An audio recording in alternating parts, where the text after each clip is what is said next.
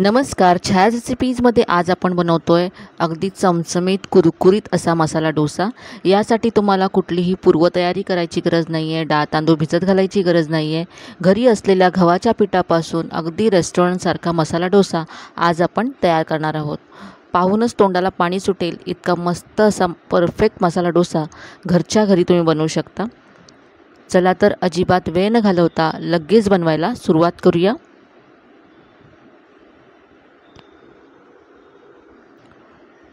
तर इथे सगळ्यात आधी मिक्सरच्या भांड्यामध्ये मी 1 कप गव्हाचं पीठ घेतलं आहे. तुम्ही वाटीने सुद्धा मोजून घेऊ शकता. यानंतर यामध्ये पाव वाटी रवा घालायचा आहे. जाड किंवा बारीक कोणताही रवा घेतला तरी चालेल. यानंतर इथे 1 चमचा बेसन घालायचं आहे. बेसनामुळे डोश्याला रंग छान येईल, त्याबरोबर चवसुद्धा छान येईल.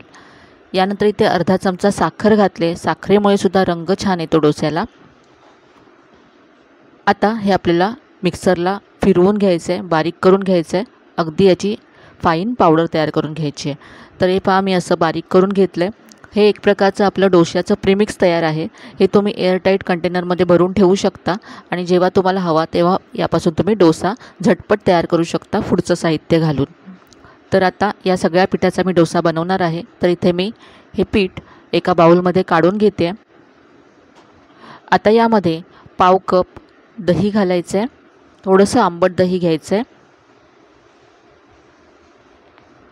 यानंतर यामध्ये आता पाणी घालून आपल्याला याचं डोश्याचं जसं पीठ असतं त्याप्रमाणे करून घ्यायचं आहे. थोडं थोडं पाणी घालत जायचं आहे आणि मिक्स करत जायचं आहे. याच्यातल्या सगळ्या गुठळ्या काढून घ्यायच्या आहेत आपल्याला.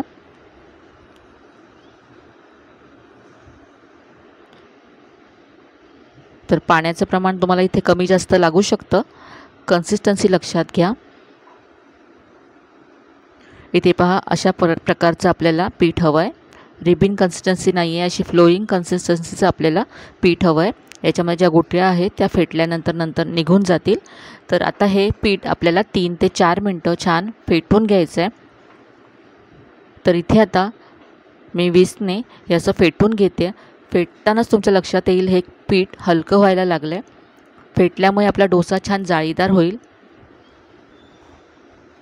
तर हे पीठ असं 3 ते 4 मिनटं मी फेटून घेतलं. आता हे झाकून ठेवूया. 15 ते 20 मिनटं हे पीठ असंच झाकून ठेवायचं आहे बाजूला. तोपर्यंत आपण मसाला तयार करू. तर इथे मी कढई गरम करत ठेवले. यामध्ये 1 चमचा तेल घालायचं आहे. तेल गरम झालं की अर्धा चमचा मोहरी यामध्ये घातली. मोहरी तडतडली की यामध्ये अर्धा चमचा उडदाची डाळ घालायची आहे आणि अर्धा चमचा चण्याची डाळ घालायची आहे. इथे मी भाजलेली चण्याची डाळ घातली आहे. माझ्याकडे कच्ची चण्याची डाळ नव्हती म्हणून तुम्ही कच्ची चण्याची डाळ इथे घातली तरी चालेल. आता या डाळी आपल्याला किंचित अशा थोडासा रंग बदलेपर्यंत फ्राय करायच्या, जास्त डार्क करायच्या नाही आहेत. यानंतर यामध्ये कढीपत्ता घालायचा आहे. भरपूर कढीपत्त्याची पानं इथे मी घातली आहेत. यानंतर इथे हिरवी मिरची बारीक चिरून घातली. आलं घातलं अर्धा इंच, ते सुद्धा बारीक चिरून घातलं. आता हे परतून घेऊया. हे 1 मिनिट परतल्यानंतर यामध्ये मी पाव चमचा हिंग घातला आणि यानंतर यामध्ये असा लांब चिरलेला कांदा घालायचा आहे. तर या मसाल्यामध्ये कांदा थोडासा जास्त लागतो. तर इथे मी एक मोठ्या आकाराचा कांदा असा उभा चिरून घेतला आहे. अगदी पातळ असा चिरून घ्यायचा. हा कांदा आता आपल्याला असा परतायचा आहे, ब्राऊन करायचा नाही आहे, फक्त सॉफ्ट करून घ्यायचा आहे कांदा. यामध्ये मी चवीप्रमाणे मीठ घातलं आणि आता कांदा सॉफ्ट होईपर्यंत परतून घेऊया.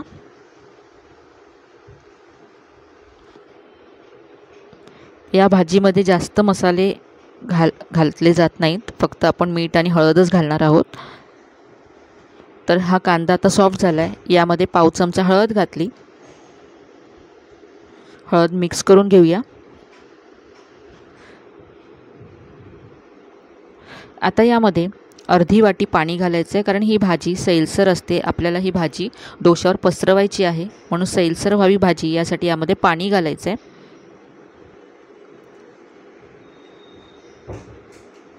आणि आता इथे मी बटाटे घालते. तर इथे 3 मध्यम आकाराचे बटाटे मी शिजवून सोलून घेतले आणि हाताने असे कुस्करून घेतले. हे आता एकत्र करून घेऊया, मिक्स करून घेऊया सगळं.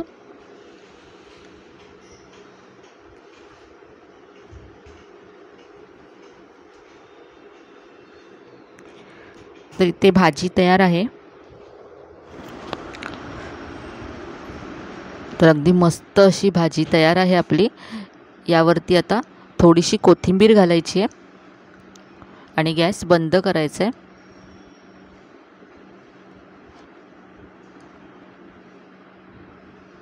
आता ही भाजी आपण बाजूला ठेवूया आणि एक चटणी तयार करूया डोश्यावर पसरवण्यासाठी. तर इथे मी एक मोठा चमचा भाजलेली चण्याची डाळ घेतली आहे. यामध्ये 10 ते 12 पाकळ्या लसूण घालायचा आहे. यानंतर इथे मी 1 चमचा काश्मीरी लाल मिरची पावडर घालते, रंग छान यावा यासाठी. तुमच्याकडे जर अख्खी मिरची असेल तर तुम्ही मिरची घालू शकता. यानंतर इथे मी पाव चमचा तिखट घालते. यानंतर इथे थोडीशी चिंच घालायची आहे. चवीप्रमाणे यामध्ये आता मीठ घालायचं आहे आणि थोडंसं पाणी घालून ही चटणी वाटून घ्यायची आहे. जास्त पाणी घालू नका, कारण आपल्याला ही अशी घट्टसर हवी आहे. डोश्यावर पसरवण्यासाठी आपण ही चटणी बनवली आहे, त्यामुळे जास्त पातळ नाही केलेली आहे. पाहू शकता. चटणी आता बाजूला ठेवूया आणि जो आपण पीठ आपण झाकून ठेवलं होतं ते पाहूया. तर हे पहा आता अगदी परफेक्ट झालं आहे. जर तुम्हाला घट्ट वाटत असेल तर थोडंसं पाणी तुम्ही घालू शकता.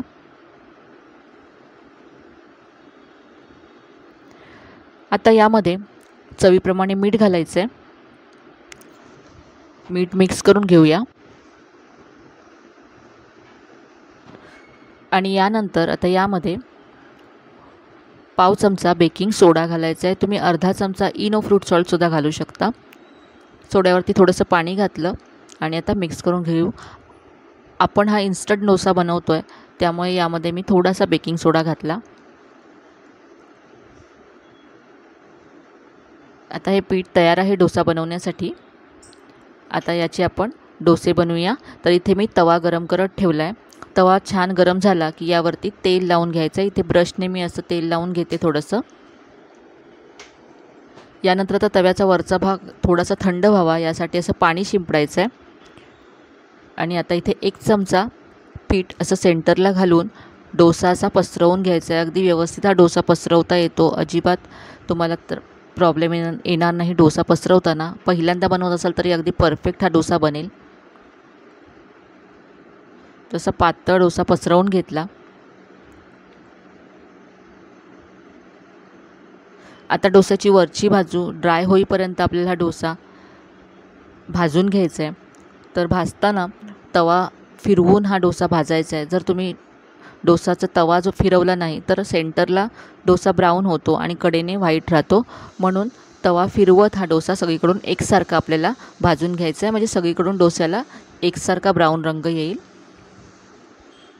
तर अशा पद्धतीने तवा फिरवून डोसा आपण भाजून घेऊया.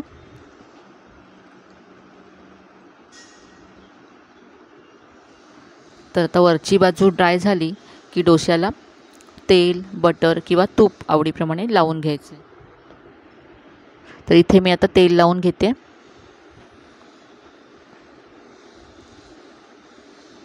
आणि आता डोसा आपल्याला ब्राऊन होईपर्यंत भाजून घ्यायचा आहे. गॅसची फ्लेम स्लो ठेवायची आहे आणि ब्राऊन करून घ्यायचा आहे डोसा. तर ते पाहू शकता असा मस्त ब्राऊन झाला आहे डोसा, कुरकुरीत झाला आहे. तर आपण काढून घेऊया. तर हा आपण साधा डोसा बनवला. पुढे आपण मसाला डोसासुद्धा बनवणार आहोत.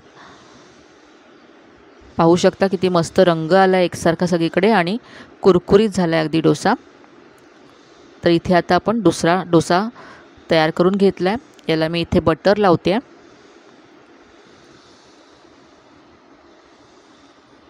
यावरती आता जी आपण चटणी तयार करून ठेवली होती ती घालायची आहे.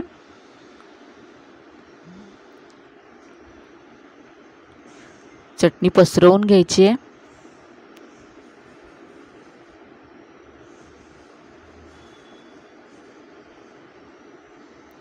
आणि यावरती आपण जो मसाला तयार केला तो घालायचा आहे.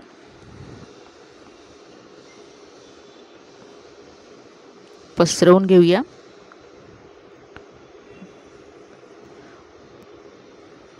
आणि आता डोसा फोल्ड करूया.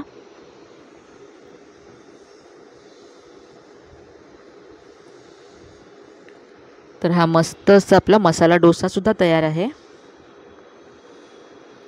घरच्या घरी रेस्टॉरंटसारखा मसाला डोसा तुम्ही बनवू शकता आणि तोही झटपट. तर इथे आपण सर्व करूया.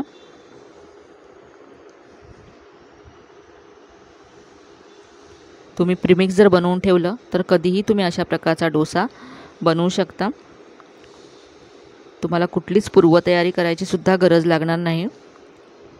तर आजची ही डोशाची रेसिपी तुम्हाला कशी वाटली कमेंटमध्ये नक्की कळवा. रेसिपी जर आवडली असेल तर व्हिडिओला जास्तीत जास्त लाईक करा, शेअर करा. चॅनलवर नवीन असाल तर चॅनलला सबस्क्राईब करायला विसरू नका. चला तर मग पुन्हा भेटूया अशा छान छान आणि नवीन नवीन रेसिपीजसह. तोपर्यंत धन्यवाद.